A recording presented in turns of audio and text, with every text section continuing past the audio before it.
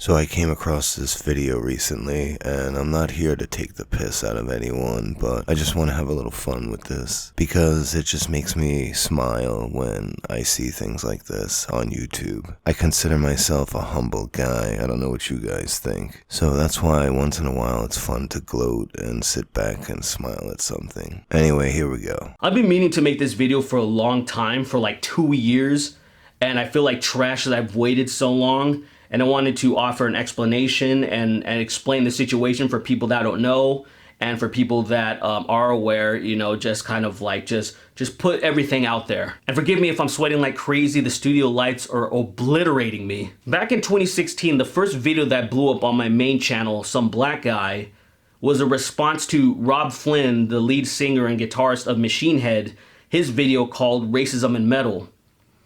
And that video was about Phil Anselmo, the lead singer of Pantera, doing the Nazi salutes and saying white power at a show called Dime Bash. So yeah, the same thing kind of happened to me. That was the third video I did on my channel. Got about 15,000 views when I had like 100 subscribers. So unlike Derek's channel, whose channel got like 200,000 subscribers, so it had a lot more views, I was totally defending Phil Anselmo just off of what I knew from him, from stories, from news articles, from interviews, from his music. So we had a similar situation, except for Derek's went a different way. It was a really ugly situation, and then Rob tried to give other examples of Phil's racism, trying to kind of like embolden and back up what happened at the show. And upon going backstage, I bumped into Phil and decided to strike up a short conversation as we were going to play a couple of Pantera songs together.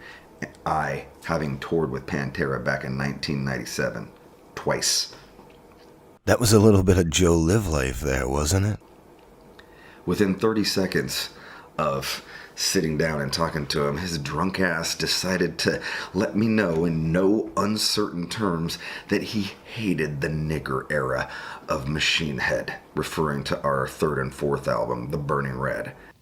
And that was the thing that me and a lot of people also got swept into, because I heard rumors of, oh, Phil might be a racist, this and that, you know, with no evidence whatsoever. It's just rumors you hear. People try to put things together, kind of like Charlie and It's Always Sunny.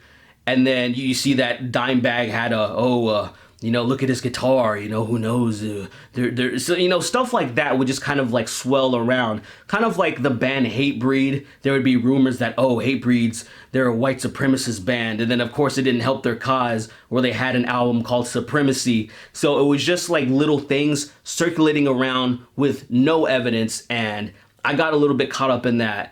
And that's what was like the biggest mistake that I made in this situation. And that's what I said in my video. Since I've been listening to Pantera, there was always rumors about Phil and the band and racism. They thought he was a skinhead. That was back in 1992. They thought he was a neo-Nazi because he shaved his head. Just bullshit accusations based on nothing, based on happenstance, based on connecting the dots that aren't really even there. And Phil didn't come out until way later in the year, in 2016. You know, he was just being silent. You know, he offered apologies, but he didn't really talk about the situation until way later on a radio show. And he defended himself very well and really just dismissed the rumors and allegations that he's a racist. So here, Derek basically shows the Eddie Trunk interview, which was that second video I did about the situation, which is the one that got over like 500,000 views and now doesn't exist on YouTube because it's been taken down for hate speech or whatever. But Derek just goes on to explain how Phil explained the whole situation during that interview, and he realized, oh wow, I should have never believed that shit. But he actually didn't even know about this interview, which he's going to tell you now. He and everybody at this point knows that it's no excuse. You know, like I've talked about it. It was a professional environment. It was a kind of a dumb thing to do, you know, regardless of the situation. He knows that. We all know this. That's not necessarily the point, but it was good to just for him to come out and then talk about what happened so people can have some nuance and some understanding. Now, the only reason I was made aware of this interview because it was nowhere on my radar. I didn't know about it. You know, I hadn't even thought about the situation or anything. It wasn't until a YouTuber named Billy Bong interviewed Phil Anselmo. And then Phil dropped my name specifically. And I don't listen. I don't go out of my way looking for videos of myself, and especially at that time because everybody was kicking my fucking ass. well, dude, that I time didn't watch. I had I didn't 100 watch Derek. subscribers, and Listen, I didn't watch Derek, that black kid's video till that black kid, that's oh, great. what is it? What's his Some name? That black guy, but I like it. Some That black kid. guy. It was one of them fucking. I'm not okay. I'm old. No, I love it. It's About hysterical. senility. I'm gonna use it. Like, But that I black didn't kid. watch. I didn't watch his fucking iffy video about the subject till like a week ago.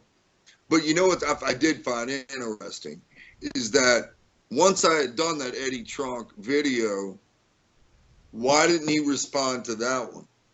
Haha, good question, Phil. But here he goes. He's gonna tell you how he didn't see it, and yeah, I believe him. But he should have somehow seen my video. It got so many more views than the Loudwire original video somehow. And I figure it was going around to the metal community. That's who was actually seeing these videos, not anyone that was in the skeptic sphere. But that shit was hysterical. This black kid, I forgot all about that until I saw this clip. That was so fucking funny. And I'm glad I made these videos about Phil because it led to something good. Like, if you heard what he was saying there in that part of the interview, he was saying how everyone was coming at him at that point in time. Now, when people go after Phil Anselmo, it's not like when people go after me. Get a couple of 100 people on Twitter coming at me for some stupid shit, or people commenting on my video about how much it sucked or something, like 1,000 people. When Phil gets attention like that, it's all the metal media.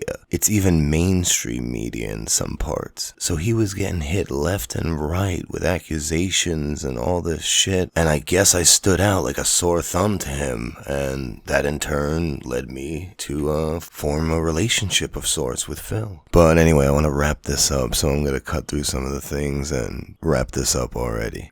When I heard that, it made me look for the interview, and then it made me feel like absolute trash. It made me feel like, holy shit, here's somebody that I looked up to. Here's someone that, someone's music that I've enjoyed for a long time. So yeah, felt like trash, and I thought I need to make a response to this. Let me download the interview. Let me just do basically what I'm doing now. But I got totally distracted because of the adpocalypse and everything that was surrounding. I made a video about this YouTuber named Pro Jared because he was trying to get canceled. He had all these allegations come out a few months ago, and then recently he uploaded a video just basically dismissing all of those rumors and allegations with proof. And then I was like, oh shit, my mistake. And the same thing happened with that YouTuber James Charles, like, oh, my mistake, jumped the gun. And then it made me think, like, damn, like, how many times have I done this? And that was when it popped in my head. I was like, fuck, dude, Phil, like, I did that to Phil. And then that's when I immediately was like, I gotta make this video. I gotta put this out. So Phil, if you see this, I want to offer a sincere apology. I'm sorry, dude. Like, I definitely did you dirty, and I definitely wish that I would have done better. I wish I would have been more diligent. I wish I would have waited, and not just taken one side and then ran with that. Something that I typically try to stay away from, but sometimes you just see things and you immediately think, oh, well, that's it. That's it. Like, I don't need to hear anything else. So I just want to say good on you, Derek, for at least getting around to this and finally apologizing to Phil. Derek's a good kid, I think. I don't think he means much harm, but that tends to happen on YouTube where people just seem to go with the mob, The mob gets together and lights their torches and people just tend to follow. So I guess the main point of the video, the whole point, I know it was pretty egotistical of me, but the whole point is sometimes just go with your gut and what you know instead of what you hear. Have a good night, guys. Hold your mouth for the war.